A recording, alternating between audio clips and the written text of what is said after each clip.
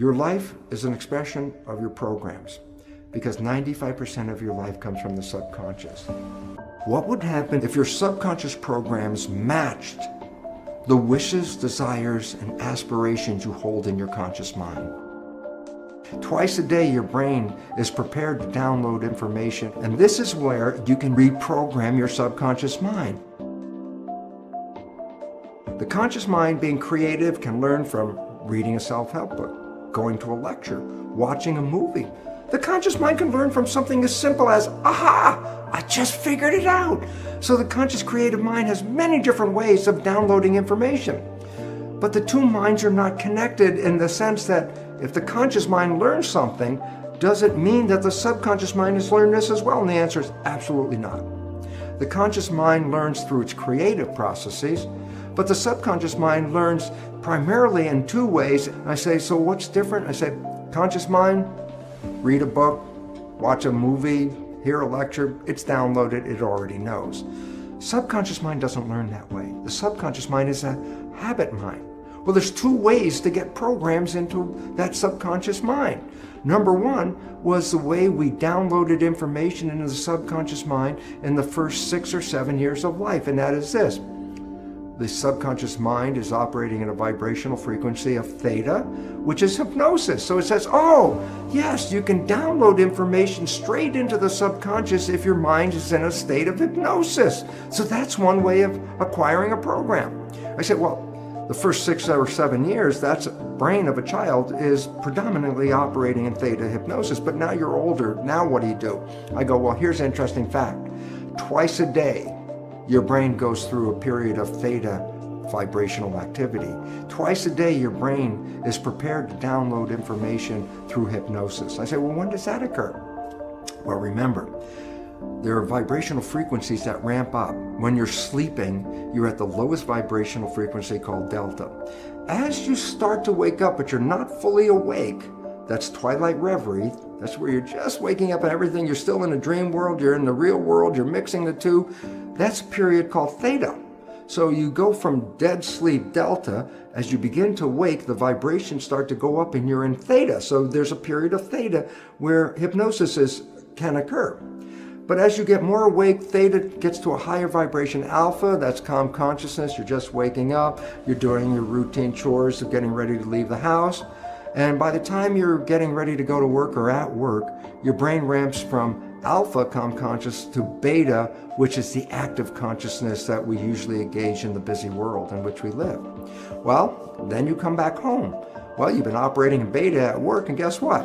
You come home, you start to calm down, your brain slips into the lower vibrational frequency, alpha, calm consciousness, and as you start to get ready to go to bed, guess what?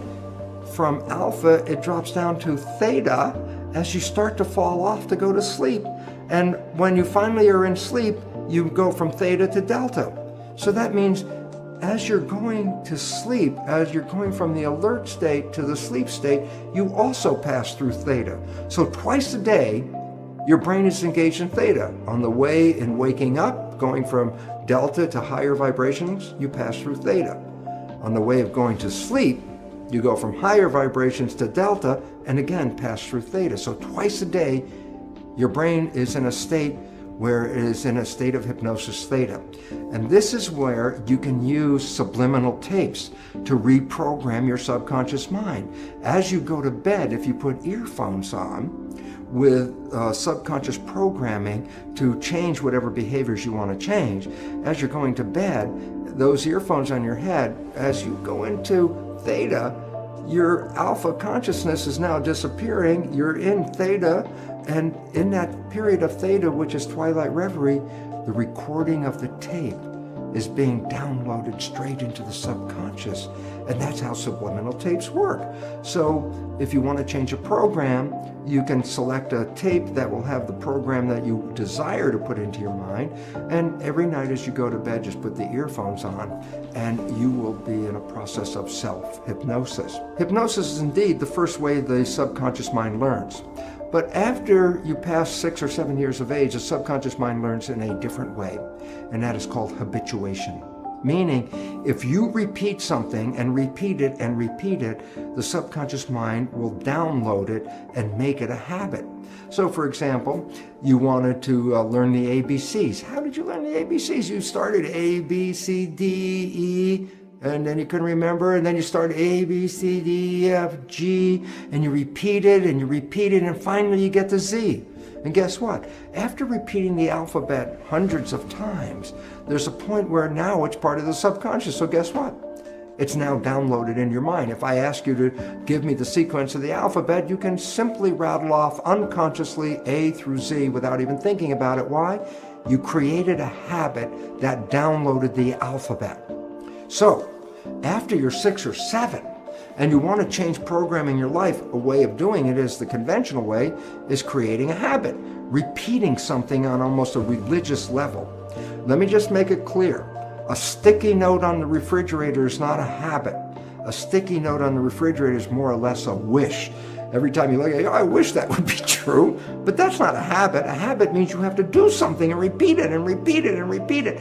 That's the way you learn everything after you're 7, and that's how you learn how to drive a car, for example, or the work that you do, or whatever activities you get involved with. When you repeat them, they become habits in the subconscious mind.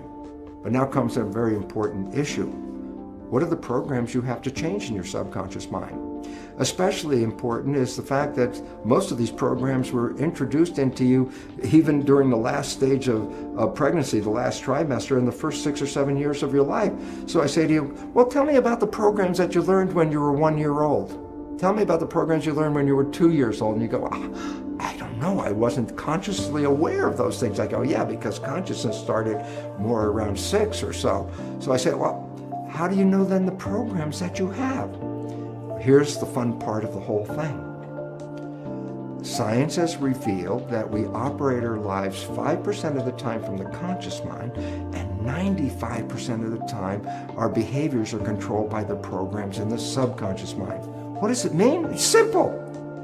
Your life is essentially a printout of your subconscious programs. That's what you're operating 95% of the time. So you want to know what the programs are? It's very simple. Look at your life. The things that work for you and that come to you and the things that you want come to you because you have programs in the subconscious that encourage their being there. But anything you struggle with, anything you have to work hard at, anything you put an effort into, you're doing that because you're trying to overcome a program of limitation that is preventing you from going there. So all you have to do is look at your life and say, hey, what works for me works because I already have programs to support that. What I'm struggling with in life, I'm having a problem with because I have subconscious programs that do not encourage that behavior. So right away you automatically know, what behaviors do you want to change? They're the ones that you have difficulty with. Okay, how do you change them? Well, you can use self-hypnosis, the subliminal tapes. You could change them by creating new behavioral habits that you repeat every day religiously, changing the old behavior and rewriting it live every time, saying, no, don't do it that way. No, don't do it that way. Talking to yourself and saying, that's not what I want. This is what I want. And you constantly repeat this to yourself. Guess what? Habit will inevitably change that program and put it into the new program. So now we're down to a very fundamental understanding of life. And that fundamental understanding of life is this. Your life is an expression of your programs, because 95% of your life comes from the subconscious. That if you want to change your life, you could do either two things: stay in the conscious mind, be mindful, or two, rewrite the programs in your subconscious mind. Think about this. How many of us talk to ourselves and say, oh, come on, Bruce, don't do that. That's such a stupid thing. And I'm talking to myself to try to change a behavior. And it's very frustrating because the more I talk at myself, the less the behavior is changing. And the more I talk, the more angry I get with myself because I'm not listening to my own suggestions. And then I ask people to stop for a moment. I say, you're talking to yourself. Who are you talking to? And you say, well, I'm talking to my subconscious mind. I go, well, there's the problem. The subconscious mind is like a tape recorder. There's nobody in there. So all of that effort to try to change the subconscious mind by talking to it is a waste of time for a very simple reason. There's nobody in there to respond to your new wishes and your new desires. You actually have to engage hypnosis, habituation.